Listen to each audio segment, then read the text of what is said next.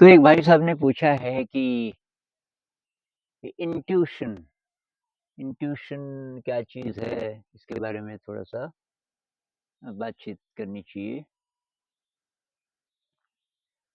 Intuition है ना जिसको बोलते हैं गट फीलिंग। गट फीलिंग का मतलब कोई चीज़ बहुत बढ़िया लग रही है, दिमाग से अगर सोचो तो और अचानक कोई फीलिंग आती है कि नहीं ये ठीक नहीं है बल्कि ये ठीक है, जिसका कोई लॉजिक नहीं है। मतलब मैं एक उदाहरण देता हूँ। एक बार क्या हुआ कि एक हमारी दोस्त थी, एक अमेरिकन लड़की, वो हमारे साथ रही थी कुछ समय, बहुत साल पहले की बात है। करीब 17 16-17 साल हो गए होंगे। तो वो हमारे साथ रही और वो फिर ये सोच रही थी कि स्कूल के लिए क्या किया जाए। तो जब वो जा रही थी हमारे साथ कुछ महीना रह के, उसने कहा कि एक संभावना है, मैंने एक जगह बात की है और आपको 20 कंप्यूटर मिल सकते हैं। डेस्कटॉप होते थे उस ज़माने में ज़रा बड़े-बड़े, 20 और वो इंटरनेट से कनेक्टेड होंगे। और अब मैंने कहा बोल रही है पर बहुत लोग बोलते हैं, तो मैंने हाँ बोल दिया होगा। और वो दरअसल सचमुच ही हो गया, वो प्रोग्राम सचमुच ओके हो गया। और तो एक ईमेल आया उसका कि वो प्रोग्राम ओके हो गया और दिल्ली से कोई लेडी आएँगी और वो देखेंगी कहाँ आप रखने वाले हो। तो फिर उसका दिल्ली वाली का ईमेल आ गया कि कल मैं आ रही हूँ और ये प्रोग्राम ऐसा है कि हमने पूरी दुनिया से करीब 25 स्कूल छाँटे हैं, जो आपस में बच्चों के साथ ईमेल से बातचीत करेंगे वगैरह-वगैरह। और जैसे ही मैंने वो मेल पढ़ा और अचानक मेरे मन में आया कि नहीं, ये ठीक नहीं है। हमने तुरंत बिना किसी की सलाह लिए, हम नहीं तो यहाँ मीटिंग करते हैं, सबको पूछते हैं। और उस ज़माने में भी मैं अकेला फ़ैसला नहीं लेता था। तो मैंने तुरंत लिख दिया कि ना, ये सॉरी हम हमारे पास जगह नहीं है, हम इसके लिए तैयार नहीं हैं। तो उसने भी लिख दिया कि भई धन्यवाद आपने पहले ही बता दिया।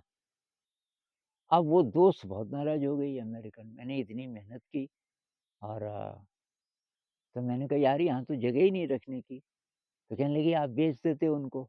अरे मैंने कहा यार ये अब यहाँ हम वो व्यापार करने थोड़ी आए हैं कि बेच देते। उसके 6 महीने बाद 6 महीने बाद जिसने एक्चुअली ये प्रोग्राम दिलवाया था वो जो अंग्रेज़ लड़की है उसकी भी दोस्त थी। और उसने चिट्ठी लिखी कि आपको कैसे पता चला कि ये प्रोग्राम डिज़ास्टर होने वाला है और वो लोग सब पछता रहे हैं जो इससे जुड़े थे। और हुआ क्या मुझे नहीं पता, लेकिन कहने लगी कि आपको कैसे पता चला?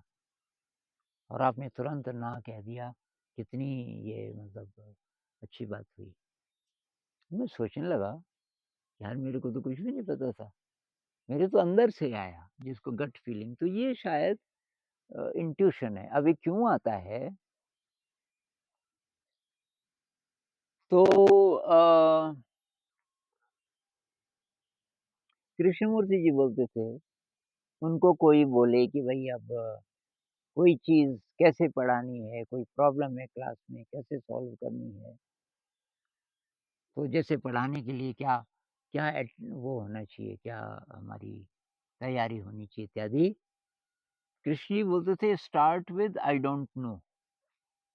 आप ऐसे स्पेस में चले जाओ, जहाँ कि आपका मन कह रहा है आई डोंट नो। तो ये एक डायलॉग ऋषि वैली में हुआ था ऐसा ही। और मुझे याद है मैंने उनको पूछा था, मैंने कहा लेकिन the brain never says I don't know.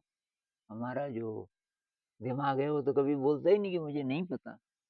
उन्होंने कहा yes that is the problem. सारी प्रॉब्लम ही यही है कि हमारा जो दिमाग है वो सॉल्यूशन लेके तैयार रहता है। ये कर देंगे तो ये हो जाएगा, ये कर दिया, सोचता रहता है और सारे सॉल्यूशंस जो नोन है, अभी तक का जो ज्ञान है, उसमें हम ढूँढते हैं। जबकि सिचुएशन थोड़ा नई है, तो सॉल्यूशन कुछ नया चाहिए और वो नया पुराने में से कहाँ से आएगा? क्योंकि ज्ञान सब पुराना है। हमारे दिमाग में जितना भी ज्ञान है, वो पुराना है, मतलब वो तो हम जानते हैं पहले से। अब यहाँ कुछ नया चाहिए, नया कहाँ से आएगा? तो जब कृष्ण जी बोलते हैं कि आई डोंट नो, ऐसी हालत में चले जाओ, मतलब आपका जो कॉन्शियस ब्रेन है वो चुप हो गया, कोई थॉट नहीं। उन क्षणों में आपका जो आपकी इंटेलिजेंस का अ, या यूँ कह लीजिए कि आपके माइंड का जो छुपा हुआ हिस्सा है, वो अवेलेबल हो जाता है और आपकी कोई सुपर इंटेलिजेंस काम करने लगती है उस समय। कोई बहुत बड़ी इंटेलिजेंस हमारे अंदर है जो आसानी से अवेलेबल होती नहीं, लेकिन ऐसे क्षणों में जब हम सब हथियार छोड़ देते हैं, जब हम ये अपने विचार को ड्रॉप कर देते हैं, तो तब शायद हमारा जो कॉन्शियस ब्रेन है, वो चुप हो जाता है क्योंकि उससे सॉल्यूशन नहीं आया या वो हार गया। साइंस के इन्वेंशंस की भी ऐसी कहानी है कि कोई कुछ ढूँढ रहा था, फिर उसने सब ड्रॉप कर दिया कि नहीं हो रहा है और जब ड्रॉप कर दिया, तब वो चीज़ आई। जैसे बेंजीन का है ना कि काकुले कब से सोच रहा था, बेंजीन का स्ट्रक्चर क्या होगा? C6H6 6 कार्बन हैं और हाइड्रोजन भी 6 हैं। इसका अरेंजमेंट क्या होगा? तो लीनियर सोच रहे थे अभी तक कि वो मतलब ऐसे लीनियर उसके स्ट्रक्चर बना रहे थे कि उसमें डबल बॉन्ड वगैरह लगा के करके, लेकिन वो लैब में फिर फिट नहीं हो रहा था कि अगर ऐसा है तो उसके गुणधर्म ऐसे होने चाहिए, ऐसा हो नहीं रहा था। और फिर उसको अचानक जब उसने सब ड्रॉप कर दिया, मन एकदम खाली हो गया उन क्षणों में, अचानक एक इमेज आई कि 6 साँप हैं। हर साँप ने दूसरे की पूँछ पकड़ी हुई है। हर साँप ने दूसरे साँप की पूँछ को अपने मुँह से पकड़ा हुआ है, तो हेक्सागन बन गया। ये षट्भुज बन गया और वो इमेज आई एकदम झम से वो मतलब आधा जागा आधा सोया सा।